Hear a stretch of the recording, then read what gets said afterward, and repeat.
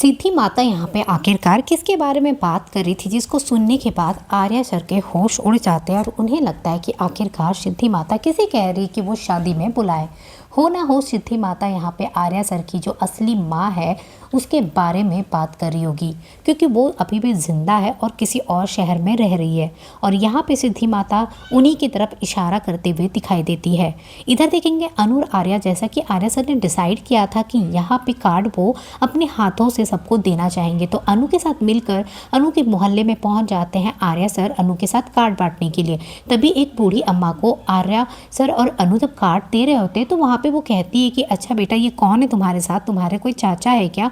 और उसे वो अंकल बना देती है। अनु से कहती कि बूढ़ी अम्मा, आपकी आंखें कमज़ोर हो गई होगी इसीलिए आपको दिखाई नहीं पड़ रहा है, ये जो है मेरे होने वाले हस्बैंड है। और यहाँ पे वो आर्या सर के हाथ को ज़ोर से पकड़ लेती है। उसके बाद देखेंगे कुछ लोग आसपास बैठे होते हैं जो यहाँ पे आर्या सर की तरफ देखते हैं और उन दोनों आपस में बात करके उनके मजाक उड़ा रहे होते हैं और हंस रहे होते हैं, जिसको देखकर अनु को गुस्सा आता है। अनु आगे बढ़ती है और कहती है कि माना कि बूढ़ी अम्मा की आंख कमज़ोर हो गई है इसलिए उन्हें ठीक से दिखाई नहीं देता, पर आप लोगों को अगर समझ में नहीं आता है तो कुछ भी मत बोलिए, और इस तरीके से बोलने का कोई मतलब नहीं होता है।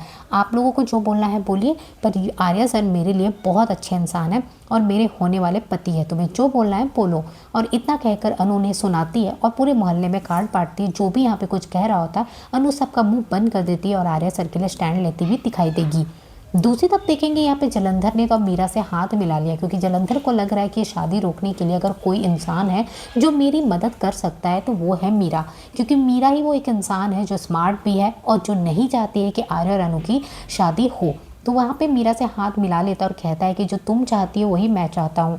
मैं भी नहीं चाहता कि आर्या अनु की शादी हो, तुम भी नहीं चाहती हो, इसलिए मैं ये चाहता हूँ कि तुम मेरे साथ हाथ मिला लो, मैं जैसा कहूँगा तुम वैसा करो, इसकी शादी तो नहीं होगी। तो यहाँ पे मीरा कहती ठीक है, आप जैसा कहेंगे मैं वैसा ही करूँगी, पर ये शादी नहीं होगी इस बात की क्या गारंटी? तो वो कहता है वो सब मैं कर लूँगा, बस तुम मेरा साथ दो। दूसरी तरफ मानसी अपना नाटक चालू कर देती है कि शादी इस तरीके से होगा तो मैं अपने रिलेटिव को कैसे बुलाऊंगी, अपने फ्रेंड्स को कैसे बुलाऊंगी, शादी तो हमारे लेवल की होनी चाहिए।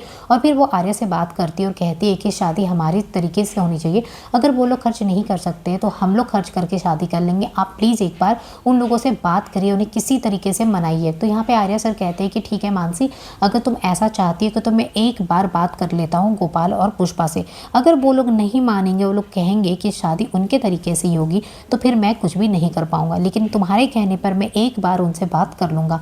अब यहाँ देखेंगे वो जाएंगे बात करने के लिए और यहाँ पे अनु भी साथ में होगी। तो यहाँ पे पहले गोपाल और पुष्पा मना करेंगे और कहेंगे जिस तरीके से हम शादी कर सकते हैं हम वैसे ही शादी करना चाहते हैं, हम नहीं चाहते कि शादी ऐसा वैसा हो। लेकिन फिर अनु भी अपनी मम्मी पापा को समझाती है और कहती है कि ठीक है ना, कोई बात नहीं, हम जितना खर्च कर सकते हैं कर लेंगे, बाकी खर्चा ये लोग कर लेंगे, इनको जो गेस्ट को बुलाना, इनके जो गेस्ट हैं वो अपना सब बुलाए और करे, हमें से कोई इशू नहीं होनी चाहिए।